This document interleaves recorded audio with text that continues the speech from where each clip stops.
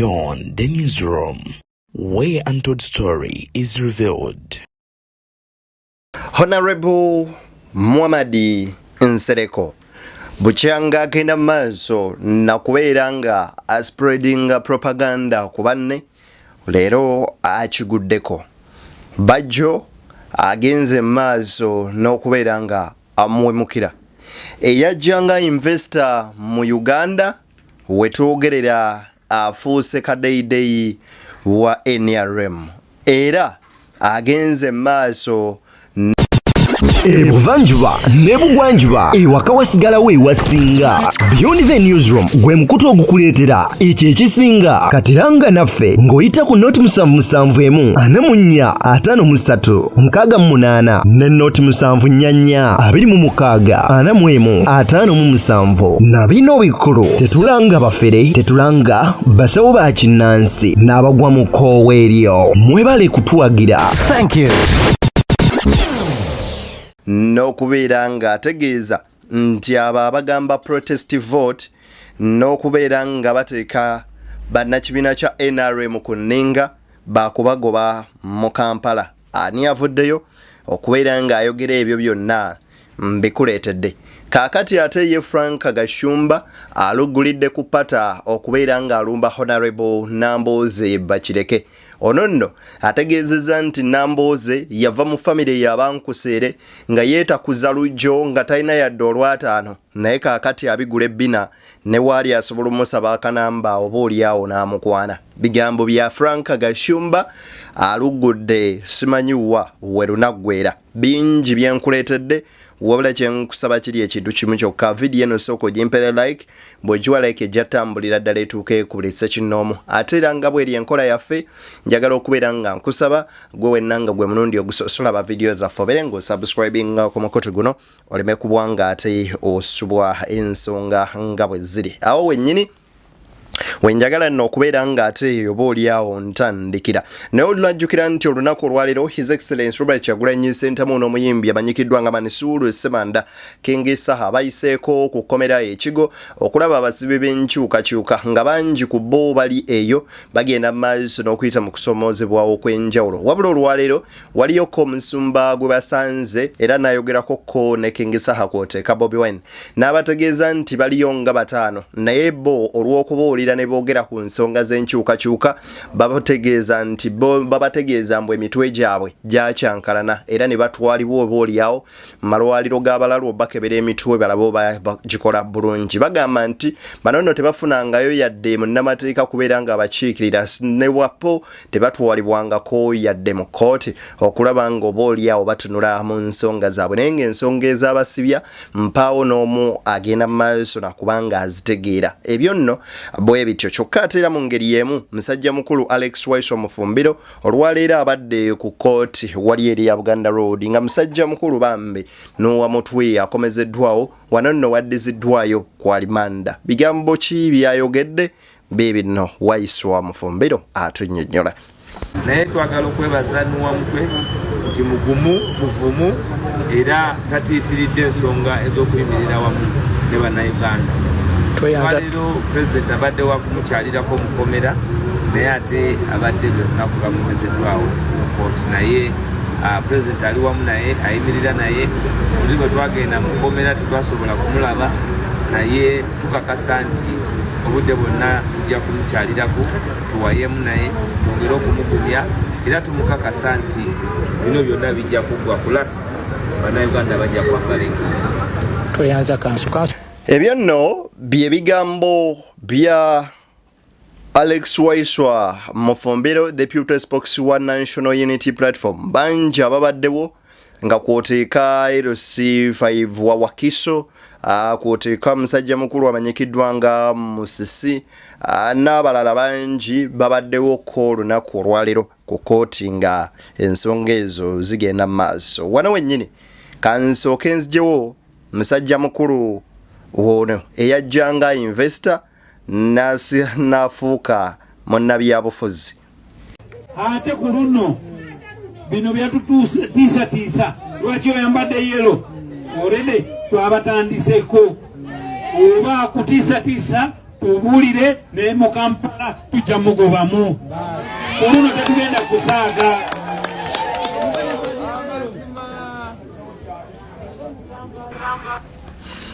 Olabye ebyo nno byenfuna nti musajja mukulu ono wakujja okwesimbawo mu Lubaga era ng'agamba ye yategeera abantu ba Lubaga okubeera ng'alina obanga abakiikirira. Abantu bano mwatu bafuuka bannayuganda by registration ne bafuuka bannansi b'eggwanga lino. Mu kubeera nga beegatta wamu ne gavumenti ya kuno bongedde okukakasa nti ate oboolyawo balina upper hand n'okusinga ku mmwe abeeyita bannansi oba bannansi b'eggwanga lino betwandibadde nga tuyita abakaswa oba bannyinimu nnyo nnyini ddala. Era ono yatandise ne statements ze nga zigamba nti abawoza protest vote abagamba mbu nno bagenda kugyawo NRM tetugenda kuvaawo wabula buli anaabatiisatiisa tulina n'obusobozi obujja okubeera nga tumugoba mu Kampala. Byadde bigambo bya mwami ono. Anyway, ebigambo nga bino buli lwogenda maaso n'okubirira nga abantu bano boogeza amaanyi osooka n'obajjukiza ebigambo ebimu nti mujjukireeko Amini bwatyo bwe yakwata abayindi bonna n'abakasuka sigamba nti yali abakooye nnyo nti tabaagala nnyo n'olw'embeera gye baali batuusizaawo nga munnansi yenna waali yafuuka mupakasi wansi waabwe nga buli kimu bakyeddiza okubeera nga bo baali bakolagana nnyo n'obote buli kimu nga bakyezziza nga giri mu mikono gyabwe nga balaga tewaliiwo kisobola kubeera nga kikyuka era nga be bannannyini nsi eno. Amini obusungu bwamukwata olwalinnya ku ntebe n'abagamba kati muddeewa ewammwe ne mulaba embeera yonna eyaliwo kati essaawa y'olwaleero balaga nti Godfather waabwe ye General Museveni nti waali bo Uganda ebali mu ttaano bwe bati ate ke balina ssente nga be balina n'amaanyi n'obukulembeze be balina ne security balaga nti buli kimu oba oliawo kyabwe tebalina kye bayinza genda mu maaso nakubanga anti babakolako. Kakati wano wetwogerera gwe mulungi andaba era angoberera njagala nkuwe video eno ya musajja mukulu amanyikiddwa nga Frank Gashumba ng'alumba Honorable Betty Nambooze Bakireke. Labayo. Sirabanga muntu yali munnaku nga Nambooze kali kannaku akawedde emirimu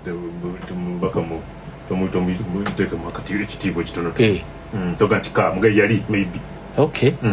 Mama owekitiibwa Honorable Princess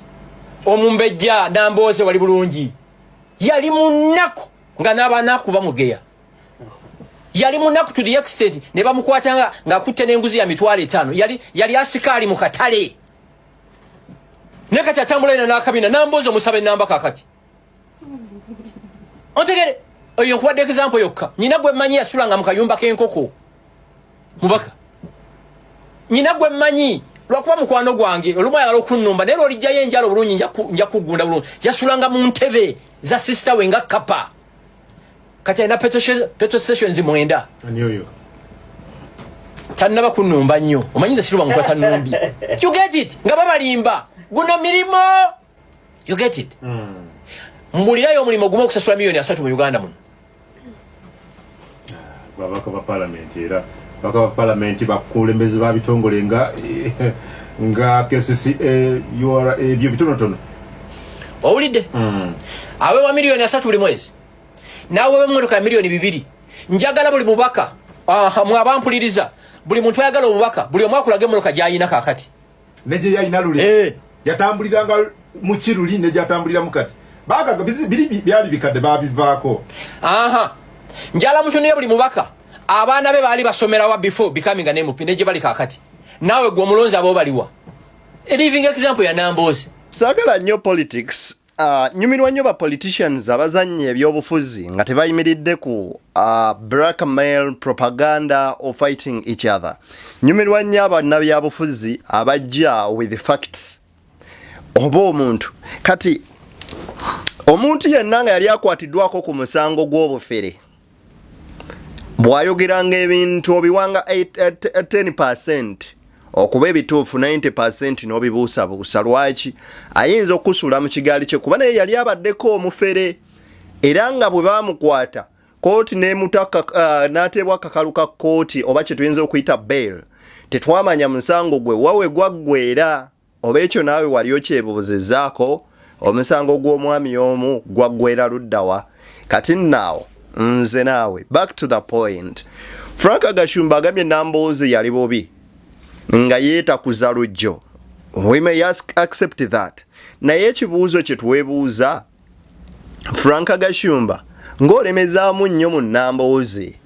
baba bakaba mu NRM baali batera bali bulungi mu program yemu Frank Gashumba tutegeezezza mbu 80% kubaka ba parliament abaliyo basaana kubeera ku kubo nga bookya kasooli well and good ekibuuzo kiri nti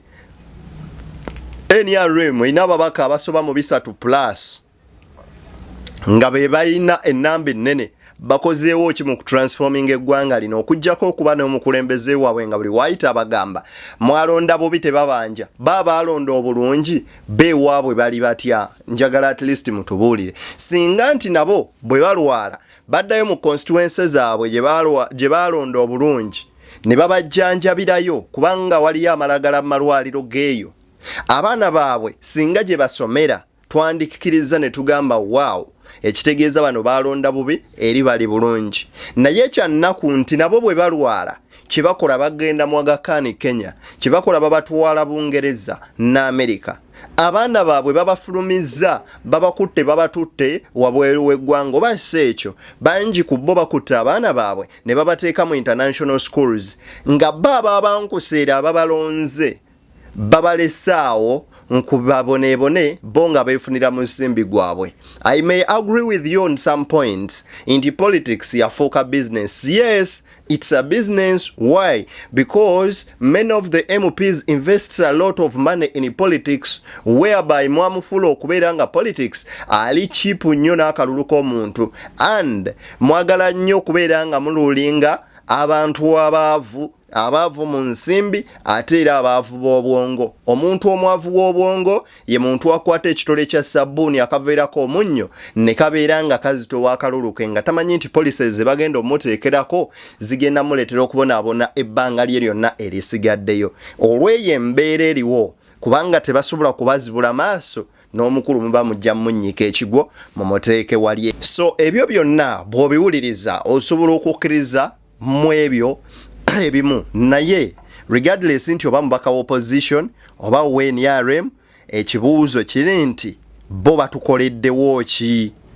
Answer eri nti tebalina kye bakoze. Tuyinza otunuulira districts ezimu ezibaddemu ababaka ba NRM ng'era bifaanagana ne bwe byali. Kaakati nno musajja mukulu amanyikiddwa nga Bajjo bw'ati bwe yatabukidde Honorable Nsereko wuliriza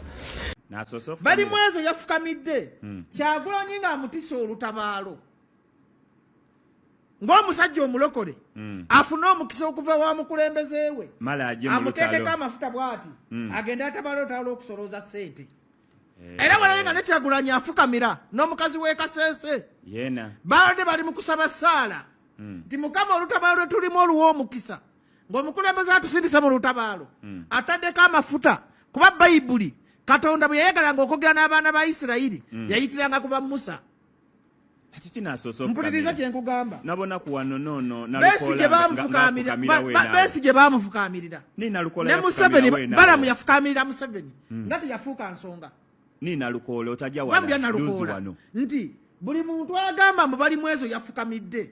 talina hidden meaning kumanya nti oli bali mwezo mulokole yabadde anoonya mukisa kuva wa Kyagulanyi bwakwati bamutisa olutalo oluzibu teyafukamidde lwa kaadi kuba nalayo abantu mwena mwogera bali mwezo lwaki afukamira lwa kaadi simanyi lwaki akola ki ne Kyagulanyi yafukamidde waliwo n'ekifaananyi kye mutalaga gamba oyo alage ekifaananyi ku TV njagala alage ekifaananyi nga ne Kyagulanyi afukamidde mugamba alage ekifaananyi nga ne Kyagulanyi afukamidde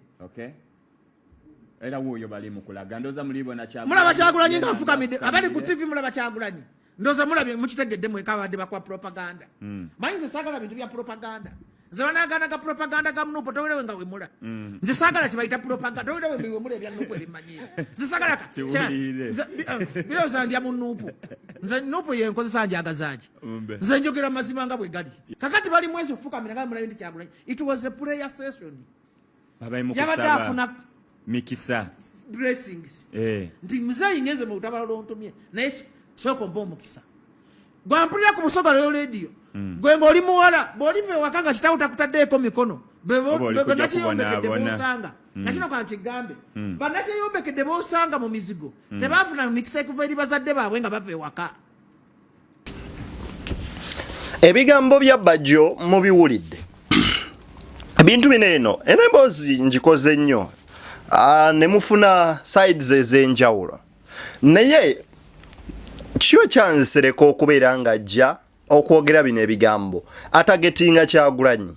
but lucky enough Bobi Wine tamwanukula era ye yayesonyiwa okwanukula Nsereko n'amulekera abaana eno bafutu soja abamuyita Kagege ne baleeta wano ekifaananyi kye ne baleeta n'Akagege ne bamuteekaawo kati ye Bobi Wine n'amugamba gwe nkulabiraawo sirina kubeera nga nkwanukula kuba ekikolwa musajja mukulu ono kyakola ekyokufukamira nabagamba mulimu ebintu bye tutunulira bibiri byanjawulo bwe tutunulira ebintu ebimu mu bukulembeze one tukitunulira in a physical way mumbeere ya bulijjo with the physical eye these naked eyes nga olwaba n'amaaso go bwoti n'okyetegereza but waliwo ekintu ekira mu ngeri ey'okubiri tukitunulira in a spiritual way but to know the spiritual matters you must be spiritually gifted. Omuntu olaba ekintu eky'omwoyo oyina okubeera nga oyina ekyo ekirabo eky'omwoyo ekiraba ekintu eky'omwoyo because kino ekikolwa ekyofukamira bonna nga bafukamidde kyali kirina kyekiraga ekyenjawulo one okussa ekitiibwa mu mutonzi n'okukkiriza nti kituufu tukwatiddwa omulimu guno ne ku lwaffe ng'abaana b'abantu tetugusobola ne bwe tuba ne Katonda kino tusobola okukiyisaawo ne tubaako we tutuuka era bwe tuba twekwasizza Katonda emiziziko gyonna egiba mu kkubo lyaffe gisobola okuvaamu ekyo ne kibeera awo kaakati ate nammwe abalabira okungulu wano ne mugamba nti afukamidde olw'okuba akaabira kaadi ono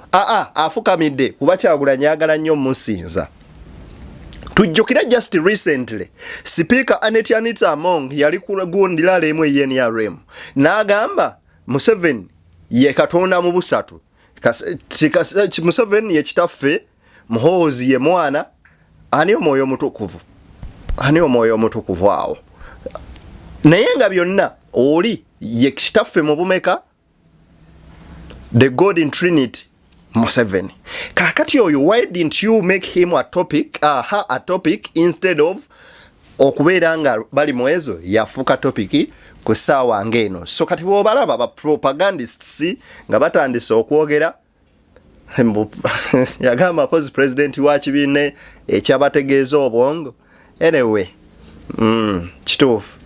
Omanyi okuva olunaku lwe nasanga omulalu ku kkubo n'agamba gwe mulalu gwe vaayo namanyirawo ne ŋŋamba ensi eno bwetyo buli omu alina ekifaananyi kyalabiramu munne. Munzikirize mbateere wano ensonga zeezo ebyo byo tubitemyetemyemu mu ngeri ebifaananyirizako bwetyo. Mbagaliza bimunjagaliza yenze Deni Beyond the Newsroom gwe mukutu semakutu ogwayiwayo okuweereza ekyo nno ekisinga.